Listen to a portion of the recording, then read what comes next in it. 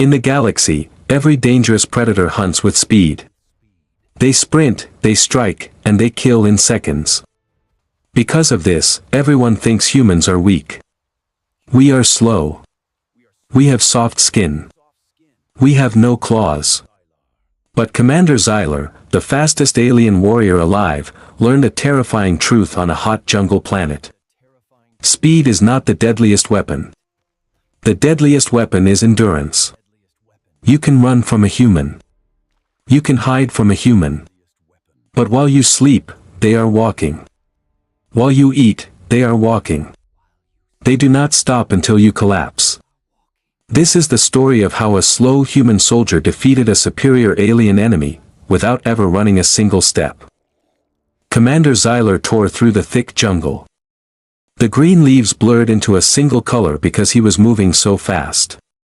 His 4 powerful legs dug into the soft earth, launching him forward with incredible speed.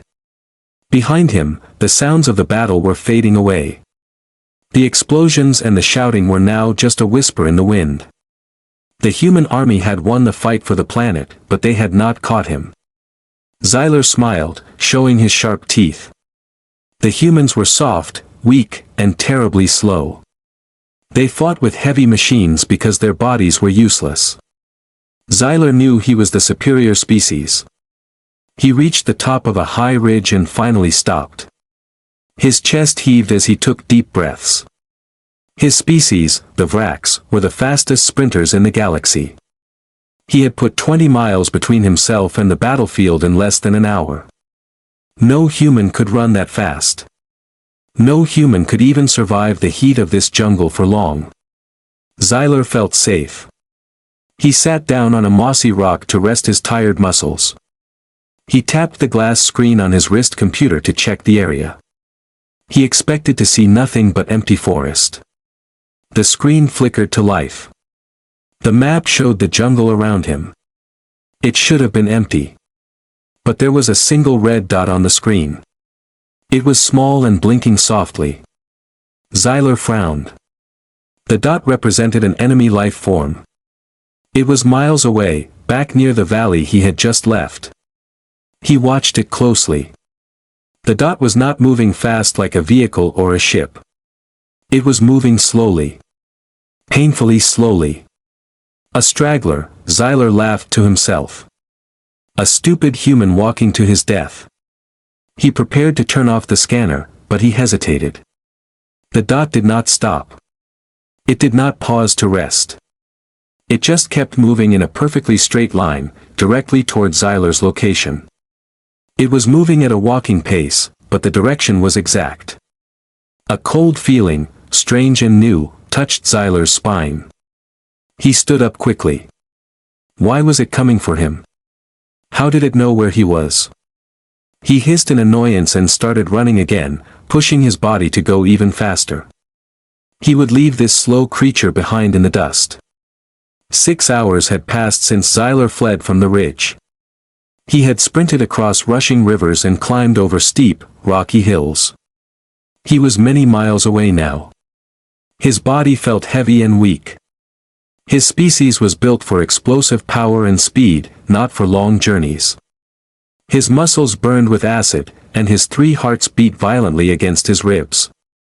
He desperately needed food and sleep. He found a quiet, dry hollow beneath the twisted roots of a massive tree. It was hidden and dark. Perfect, he thought. He ate a nutrient bar quickly and closed his eyes. He was sure he was finally safe. No creature could travel that distance on foot in such a short time without a vehicle. He decided to check his wrist computer one last time before sleeping. He wanted to see the empty map to calm his nerves. He tapped the screen, expecting peace. Instead, his eyes widened in absolute shock. The red dot was still there.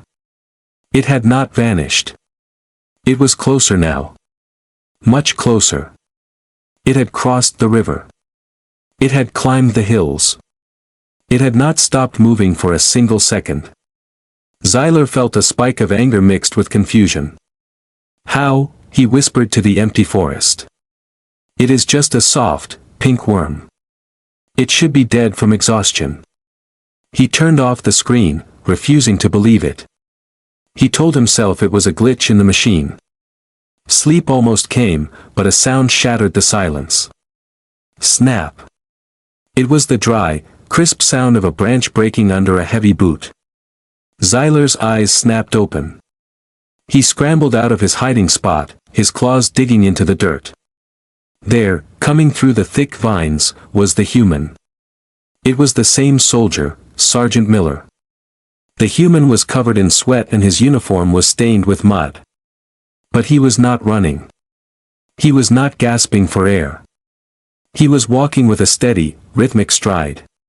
Miller saw the alien and did not even raise his weapon. He simply adjusted the heavy pack on his shoulders, took a sip of water from a tube, and kept walking straight toward Xylar. There was no anger on his face, only a blank look of patience. This terrified Xylar more than a gun would have. A gun meant a fight, but this meant something else. It meant the human was inevitable. Xylar shrieked in frustration. His legs were still sore, but fear gave him a burst of energy. He turned and sprinted away into the dark forest, running until his lungs burned, desperate to put distance between himself and the monster that would not stop. 2 days had passed, and Xylar was starting to lose his mind. The jungle was hot and humid, trapping the heat like a thick blanket. Xylar's powerful legs, once his greatest pride, now felt like heavy stones dragging on the ground. He moved in short, desperate bursts. He would sprint for 10 minutes, leaving the human miles behind, and then he would collapse, gasping for air. His body demanded sleep. His biology required long periods of rest to recharge his energy. But rest was impossible. Every time he closed his heavy eyelids, the nightmare returned.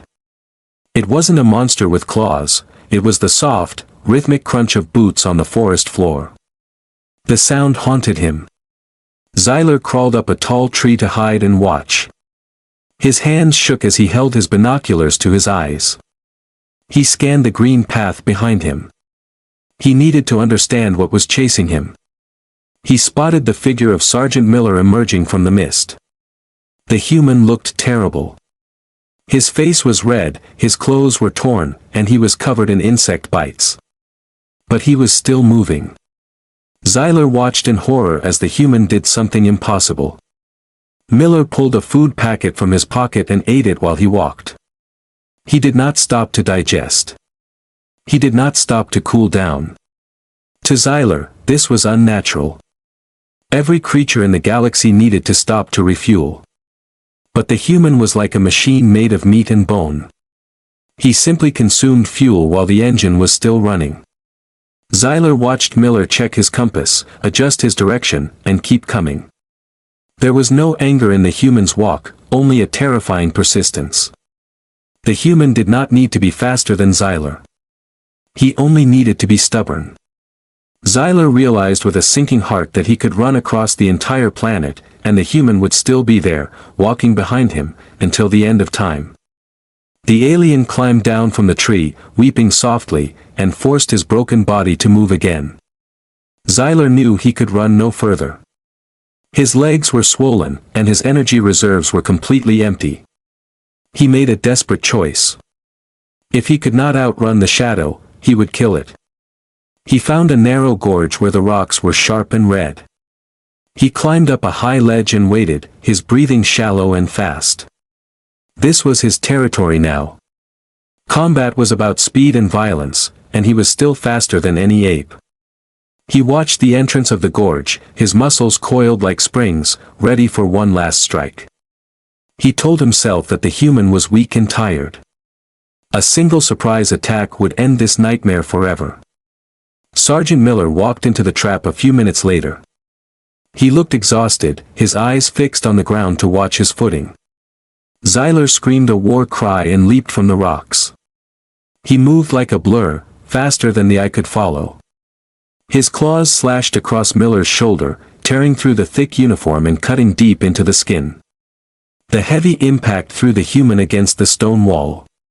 Miller groaned and slid to the ground, creating a cloud of dust.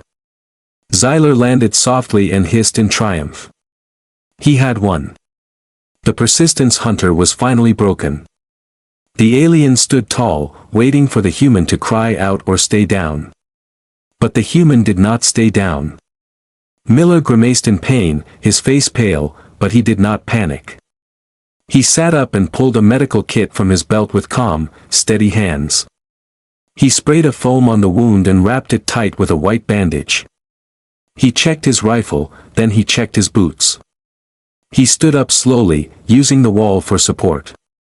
He looked at Xylar. There was no fear in his eyes. There was only that terrible, dull patience. He took a step forward. Then another. Xylar stared in disbelief. He had delivered his strongest attack, and the human treated it like a minor inconvenience. The realization broke Xylar's spirit completely. He did not have the energy to fight again. With a cry of sheer terror, the alien scrambled up the cliff face, fleeing not from a soldier, but from a monster that refused to fall.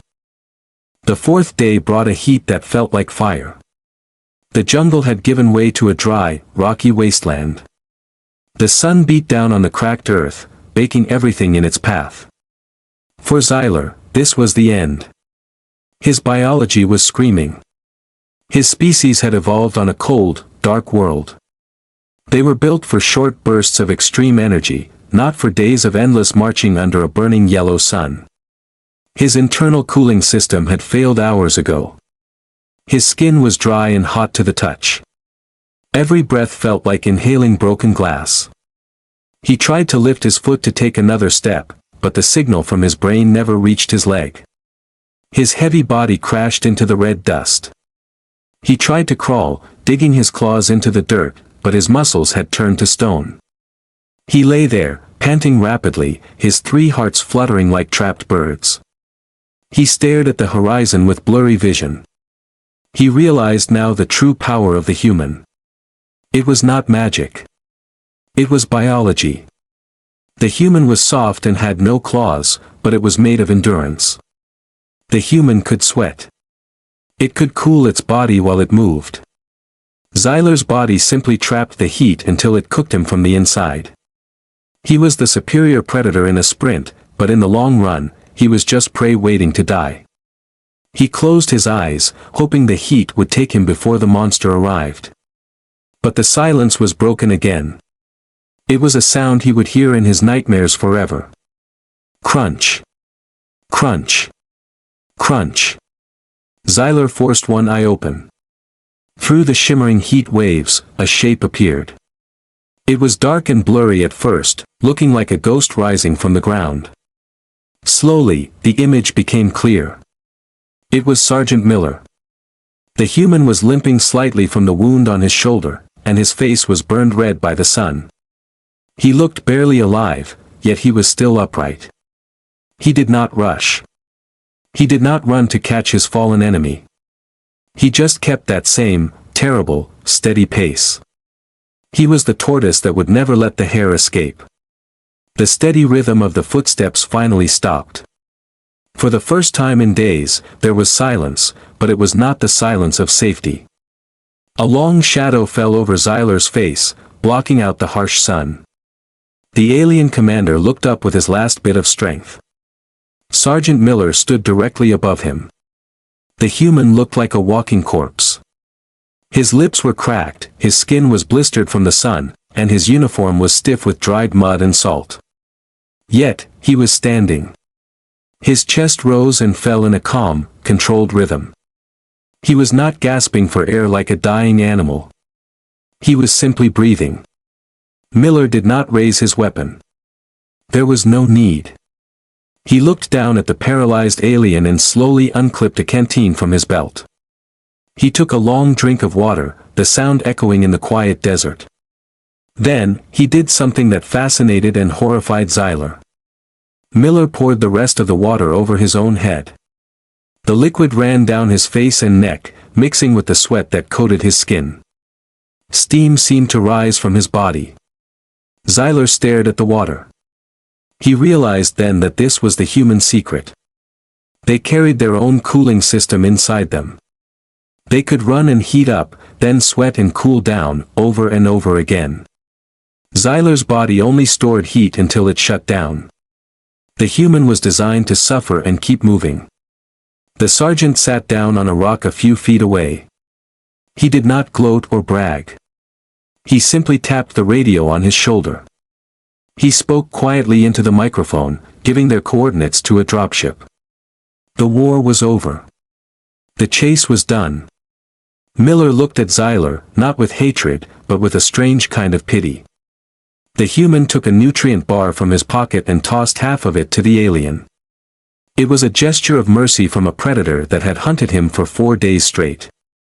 Xylar looked at the food, but he could not move to reach it. He felt small. He had been proud of his speed, but speed was useless against a creature that refused to accept the concept of stopping. As the sound of a distant engine grew louder in the sky, Xylar closed his eyes. The human rescue ship was coming. He would be a prisoner of war, but at least he would survive. He thought about the galaxy and all the dangerous monsters that lived in the dark stars. There were creatures with acid blood and beasts with iron skin. But Xylar knew the truth now. The most terrifying thing in the universe was not the strongest or the fastest. It was the soft, slow creature from Earth. It was the thing that would walk behind you until your legs failed and your heart gave out. The human was the only one who could turn a simple walk into a deadly weapon.